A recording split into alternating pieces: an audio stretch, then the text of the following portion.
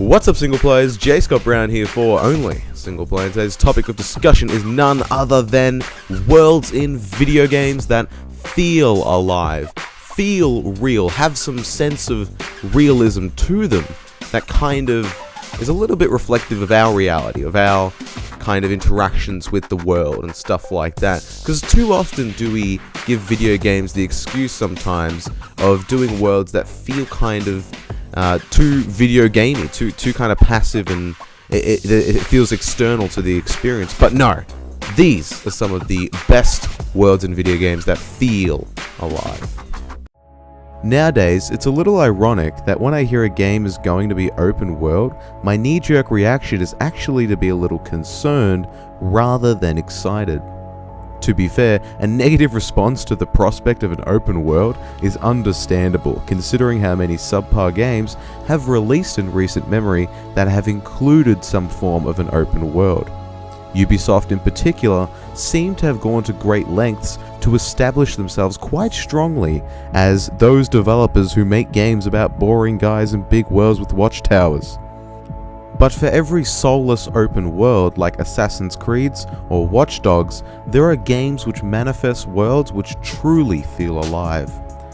But what components actually go into making a game world feel alive? The most significant element is shown most recently in The Witcher 3 Wild Hunt, and that is constructing the world to be responsive at a mechanical level. The Witcher 3's world is one which is active as opposed to passive, and it functions this way by design. This is exemplified when playing through the game in a number of ways. Firstly, when playing through the main story for The Witcher 3, the player makes choices as Geralt that inevitably have an impact on the world state and other prominent characters. This isn't too uncommon in RPGs, but the difference is making decisions as Geralt in The Witcher 3 actually has a real influence on other events in the world in a major way. For instance, in the mission A Tower of Mice, electing not to kill a plague maiden leads to the bubonic plague overwhelming and causing the ultimate downfall of another kingdom in the game, Karak. Secondly, depending on how you play The Witcher 3, quests may become just completely unfinishable due to the lack of attentiveness designated by the player. Essentially, if you just ignore specific contracts or quests which require Geralt's immediate attention, they end up concluding, and you simply can just no longer complete them. This happened to me in one of the first quests in the game, where I ignored a woman who was injured for a long amount of time in-game, and, as you would expect, she ended up dying. This might not sound like a big deal, however it took me by surprise in The Witcher, mostly because it's usually an illusion of urgency. But it's the fortitude that The Witcher has in saying, no, you screwed up and now you can't do this quest, that makes it feel more alive and tangible. Take Batman Arkham Knight for instance. There's a mission at the start of that game where Catwoman is in immediate danger and requires Batman's help. But of course, you can just simply ignore the quest until the end of the game if you wanted to, which is immersion breaking and contributes to the world feeling passive and unresponsive. And the last point that I want to mention about The Witcher's world being alive and active at a mechanical level is when you revisit contracts after completing them. Not all the time, but often enough, Geralt will be stopped by nearby side characters after he revisits a town or a person that was affected in some way by a Witcher contract side mission. Again, while this ostensibly seems like a minute thing to mention, it's a neat touch, and it gives that world a real soul that entices the player to connect more thoroughly with what's happening around them.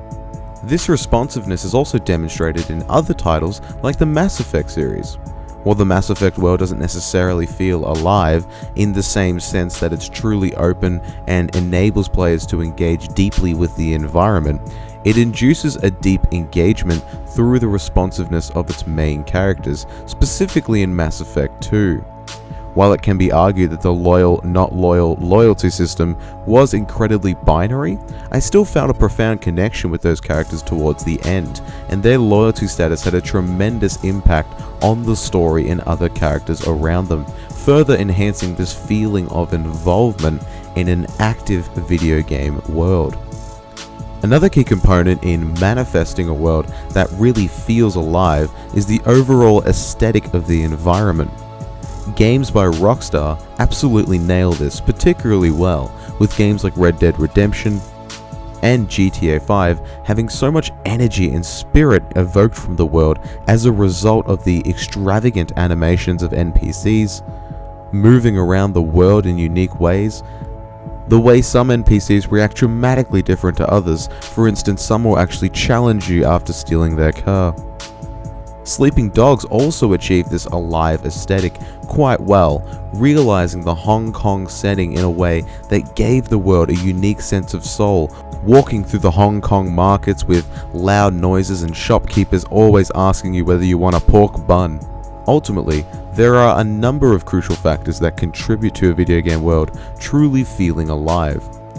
Is it most of the time an illusion, smoke and mirrors to try and mask the fact that the world is following a script? Well, of course, but the better games become at responding to and respecting player agency in their virtual worlds and universes, the more immersive and overall captivating they can become.